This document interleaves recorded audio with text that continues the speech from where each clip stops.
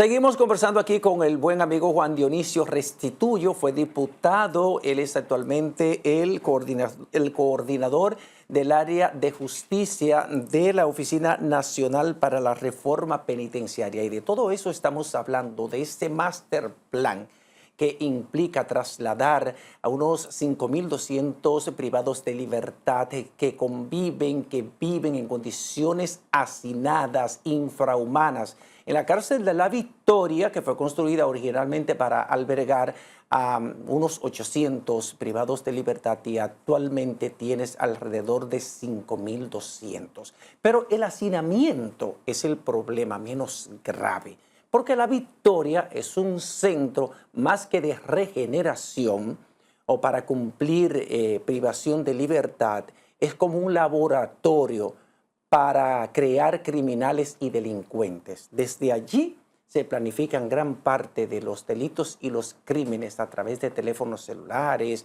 cometen crímenes inclusive ahí dentro.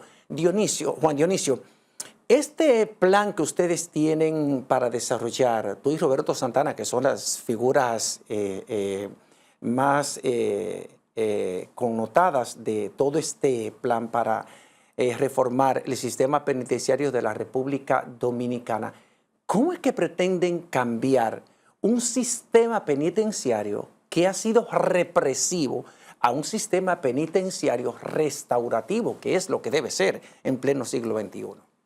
Mira, aquí ya se plantea una reforma que en algún momento paró y hoy está muy debilitada. Vamos a decir que está en agonía. Y estamos planteando otra reforma. ¿La gente va a creer en esa reforma? Solo, y en mi opinión, y creo que con ello la de Roberto Santana también, solo vamos a hacer una verdadera reforma penitenciaria si se crea el Ministerio de Justicia. ¿Por qué? Porque el Ministerio de Justicia, que es una institución con la que nació la República Dominicana, recuérdense que la Constitución de 1844, en su artículo 109, trajo 4 secretaría o ministerio. Ellos le llamaban secretaría, pero le decían al secretario ministro. Una de Secretaría de Justicia e Instrucción Pública, una de Interior y Policía, una de Hacienda y una de Guerra y Marina. Esas fueron nuestras primeras 4 instituciones que tuvo el Poder Ejecutivo para su despacho. Y obviamente eso duró hasta que el gobierno del triunvirato lo eliminó y le pasó sus funciones a la Procuraduría General de la República. ¿Por qué es necesario para que eso que tú dices sea real y dure en el tiempo el Ministerio de Justicia? Porque crea un viceministerio de Asuntos Penitenciarios y Correccionales. Además, crea un viceministerio de Derechos Humanos. Y crea todo un sistema de justicia, crea un sistema de derechos humanos, pero también crea un sistema de asuntos penitenciarios y correccionales. Todo un sistema. Y al crear un sistema, involucra a muchas personas y le quita a la Procuraduría General de la República el tema penitenciario, que obviamente no puede. Además, que es una contradicción. Es decir, el procurador te persigue, te investiga, te somete, procura que te condenen, después te cuida y luego al final te da la libertad. Todo eso lo está en manos de la Procuraduría y no puede ser así, porque nos encontramos con muchísimos casos de corrupción que se dan muchas veces no porque lo quiere el procurador, sino porque los mismos hechos así lo indican, y además porque tenemos los militares cuidando internos, tenemos policías cuidando internos, tenemos los agentes penitenciarios cuidando internos, tenemos en algún momento hasta la salud pública cuidaba internos. Entonces, no puede haber un solo control de mandos con diversas instituciones. Incluso nosotros tenemos 12 fortalezas, señores, donde hay armas de guerra con presos. Es decir, donde si los presos de aquí son tranquilos, en una fortaleza donde se guardan armas de guerra y ahí hay presos, en 12. Pero tenemos 7 instituciones de la Policía Nacional que cuida presos, que tiene presos, incluyendo La Victoria. Entonces, para que el sistema sea integral, necesitamos el Ministerio de Justicia, porque si no, esta reforma va a caer como la otra reforma que se inició en el 2003. ¿Qué nosotros queremos hacer? En esta reforma nosotros necesitamos sacar de la Policía Nacional y de las Fuerzas Armadas y del Ministerio de las Fuerzas Armadas todos esos presos, que estamos hablando de que ellos tienen alrededor de 17,000 entre ellos. O sea, entre los militares y la policía. Tienen 17,000 presos bajo su control. Bajo su control. Entonces, y esas son en los lugares donde mayores problemas de corrupción tenemos, sin lugar a dudas. Pero tenemos los problemas de que, recuérdate que la policía tiene casi 700 cuarteles. Y los cuarteles es la antesala para tú llegar a la prisión. Primero tú vas a un centro de detención. Pero ¿qué nos hemos encontrado? ¿Por qué la necesidad de la reforma? Para evitar el tema de la corrupción. Hemos detectado que casi el 38% de los delitos en la República Dominicana se cometen desde las cárceles. ¿Qué Y el porcentaje? 38% desde la cárcel. Pero cuando tú vas a casos tan específicos como el sicariato, más del 60%, la gente contrata a uno que está en la cárcel, porque es más fácil para que se oculte el autor intelectual. ¿Entiendes? Entonces, esta reforma procura sacar todo eso y construir en 4 provincias que no tenemos centro penitenciario, que son Atomayor, Monseñor Noel, San José de Ocoa e Independencia. Es decir, las personas que están detenidas en Independencia, ¿dónde están? Están en Bauruco, están en Elías Piña, están en Pedernales o están en Barahona. Esas familiares tienen que ir a esos lugares. Los que están 538, por ejemplo, internos que tenemos de Bonao, de Monseñor Noel, ¿dónde están esos? Están en Cotuí, están en La Vega, en el Pinto de La Vega, o están en Santiago, o están en La Victoria. Y esos familiares. O los de Atomayor, que están en El Ceibo. Y entonces eso crea más hacinamiento. Los de Ocoa están en Baní, o en Azua, o en el 15 de Azua. Entonces, además, crear, además de esos 19, construir centros penitenciarios para sacarlos de la cárcel y de la policía. Serían unos 26 en total, y el presidente ha dispuesto ese dinero para eso, para resolver el tema del hacinamiento. Pero además nosotros estamos construyendo el centro de producción. Pero tenemos otro problema, el tema de los privados de libertad con medida de cohesión. Es decir, nosotros tenemos, de cada 100 internos que tenemos, 64 tienen medida de cohesión. Pero ¿qué sucede? Nosotros tenemos 349 que tienen medida de cohesión de 500 a 20,000 pesos. Escucha esto. O sea, que lo resuelven con una multa. Con 500 pesos, pero cada interno le cuesta al gobierno dominicano $18 diario. $18. Imagínate que el que está preso por 500 pesos dure un mes. ¿Cuánto le costó ese ciudadano al Estado por no pagarle 500 pesos? Entonces también la UNAPRED procura un fondo que le hemos llamado el Fondo de la Libertad para los presos de la pobreza, porque el 98% de los internos son pobres. Entonces, pero ¿cuáles son los otros problemas que nosotros nos encontramos? Además de lo que ustedes conocen a lo interno, que es una corrupción terrible. Tenemos afuera corrupción. Sí. El caso de los fiscales y la necesidad de sacar de la Procuraduría General el tema penitenciario. Nos hemos encontrado con casos de que el juez ordena la libertad.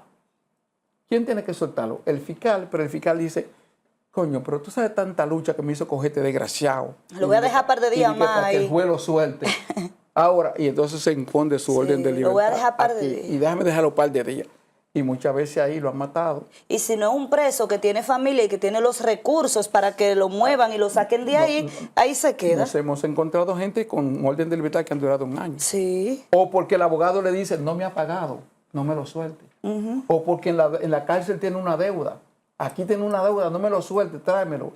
Si le dieron la orden de libertad, porque él tiene que pagar. Sí. Juan, Entonces el sistema penitenciario en la República Dominicana funciona como una maldita maraña y como un tremendo negocio, un antro de corrupción en el que participan desde fiscales, en el que se unen los abogados, como tú bien dices, que porque no le han pagado se actúan de manera complotada con un fiscal para que no le suelte el preso, y además los mayores responsables de ese antro de corrupción, que son quienes custodian a la cárcel y quienes permiten el manejo de todo tipo de negocio ahí dentro.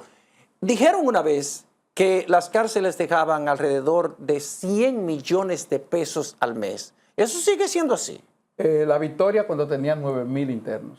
Dejaba 100 Solo millones la de Victoria. pesos al pero mes. no, claro. pero no al Estado, Juan Dionisio. No, eso no, es la no. mafia que A la funciona mafia ahí. corruptora. A la mafia. Claro. Pero dime eso clarito. ¿Cómo es el caso? Solo la Victoria. Solo la Victoria, por eso nosotros dijimos que lo descubrimos cuando fuimos de la Comisión de los Derechos Humanos, Sí. que fuimos allá. Primero fuimos, la primera vez que anunciamos, entonces lo que hicieron fue que nos sacaron 80 internos, nos los bañaron bien bonito, nos pusieron bonito, pero fuera de la cárcel. Y eso, pero eso hablaron bellísimo, que ellos veían como unos reinos. Ah, está bien así. Entonces hicimos como los tigres, nos tiramos. De sorpresa. De sorpresa llegamos. Le cayeron. Le caímos de sorpresa. Y el primer poder del Estado. Y entonces ahí descubrimos lo siguiente. Habían 8 billares, no, 7 billares en la Victoria. ¿Y de 7 quién? billares. O sea, propiedad, supongo, de presos y de 7 algunos billares. coroneles y generales. No sé, de 7 billares. Un banco, o varios bancos, pero descubrimos uno, porque le preguntamos al tipo, que lo encontramos en el patio, en una mesa, sentado en una silla, y sin nada. Y yo le digo, ¿y qué te es ahí? De repente veo que viene un interno y le enseña un voucher de un banco y él le da un dinero en efectivo. Digo yo, explícame esto. Y entonces llamo al interno, ¿qué es lo que pasa? No, que me depositaron 1,000 pesos y él me da 800. Y digo yo, ¿y no te lo puedo entrar aquí? No, no hay que depositárselo en la cuenta de ese interno, porque no se acepta que nadie le lleve dinero en efectivo. Entonces, Porque se cae el negocio. Sí. uno se ríe, pero entonces internos que estaban cocinando o que lo usan para, que tienen deudas y lo usan como objetos sexuales o que tienen que, para buscar protección, que tienen que pagar, los espacios, cada espacio tienen que pagarse. Todo en ese antro de corrupción, todo se paga y todo se vende en esa casa. Todo eso nosotros lo queremos resolver. Y ahí entonces que se da, además de la droga, un whisky costaba $8,000 pesos. Una etiqueta negra, 8,000 pesos en la Victoria. Entonces, una piña en Najayo una piña costaba 400 pesos. No, pero eso es un negociazo. Y una lechosa. Entonces, todo eso en el sistema nuevo, con la reforma al sistema penitenciario a través del Ministerio de Justicia, eso pretendemos resolverlo. En todo el país. En todo el país, obviamente, y convertirnos en centro penitenciario, sino en centro de producción, de que los internos, incluso hemos hecho un acuerdo con la Asociación de Bancos para abrirle cuenta a los internos para que fruto de su trabajo, como se logró que se hiciera, por ejemplo, en Rafael Hombre, cuando nosotros fuimos en el 2022 a Rafael Hombre, en Rafael Hombre se produce mucho tejido. De hecho, yo fui al Congreso con un traje que me lo hizo un condenado a 30 años, ¿me entiendes? Le robaron un pedazo de tela también, sí, pero me quedó corto, pero me hizo mi traje. Entonces, ahí se produce mucho dinero y recientemente hubo un interno que tenía acumulado casi 700,000 pesos y la Dirección General de Asuntos Penitenciarios y Correccionales le entregó su dinero. De seguro que ese no va a delinquir más, ese va a poner un negocito, va a poner... y se le va a dar vigilancia y conocimiento de cómo manejarse fuera. Y ese es un tema de darle seguimiento. Por eso la necesidad de crear en cada provincia, estamos creando centros de apoyo al sistema, para que la ciudadanía vigile los centros penitenciarios, para que no esté al merced de lo político, sino al merced de la sociedad. Porque en definitiva quien se beneficia de esto son sobre todo las mujeres, que son las que visitan las cárceles. Las madres, las hermanas, las hijas se beneficien. y las cárceles dejen de ser un centro de negocio en toda la cárcel. La cárcel la cárcel de la ciudad de Higüey producía 70,000 pesos toda la semana. Nosotros fuimos a la fortaleza de San Juan y había una jugada de gallo. No nos dejaron entrar esa vez porque tenían todo un juego de gallo. Entonces, todas esas situaciones que se dan en los centros penitenciarios, que parece que son de novela, pero que son reales, y que no ayuda a la reformulación y a la reinserción social de los privados de libertad, nosotros queremos resolverla con esta reforma penitenciaria, terminando las Parras, terminando la Muya. En este año vamos a resolver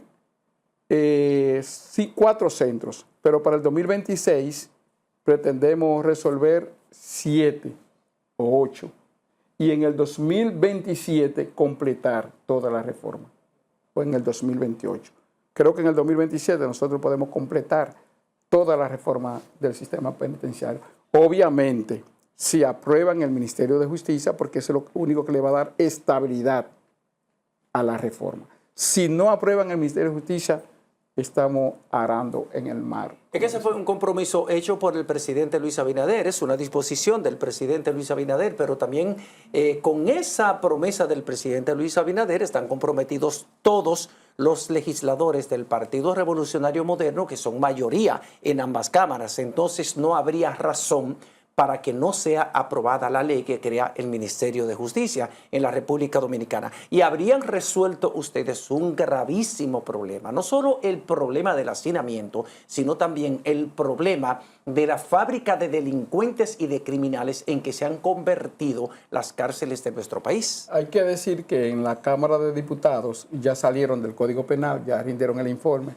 Entonces hay disposición del presidente y de los diputados y diputadas de ver si se aprueba la ley que crea el Ministerio de Justicia, porque la legislatura termina ahora el 26 de julio. Ojalá que así sea. Bueno, llegamos al final de esta entrevista con Juan Dionisio Restituyo, coordinador del área judicial de la Oficina Nacional para la Reforma Penitenciaria. Muchas promesas para el sistema penitenciario en la República Dominicana, para que nuestras cárceles dejen de ser ergástulas, dejen de ser lugares de hacinamiento y se conviertan en centros de regeneración que exalten la calidad y la dignidad humana. Vamos a la pausa, Rosalba, ¿verdad? Así es, pero ustedes mantengan la sintonía con nosotros porque al regreso estaremos hablando sobre otros temas que han generado gran interés a nivel nacional. No se muevan de ahí.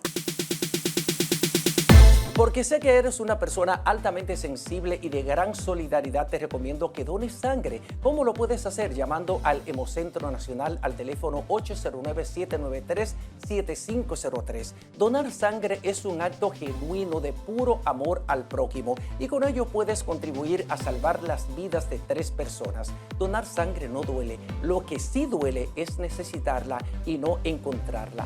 Dona sangre. Es un acto de vida, es un acto de amor puro. Dona sangre al Hemocentro Nacional.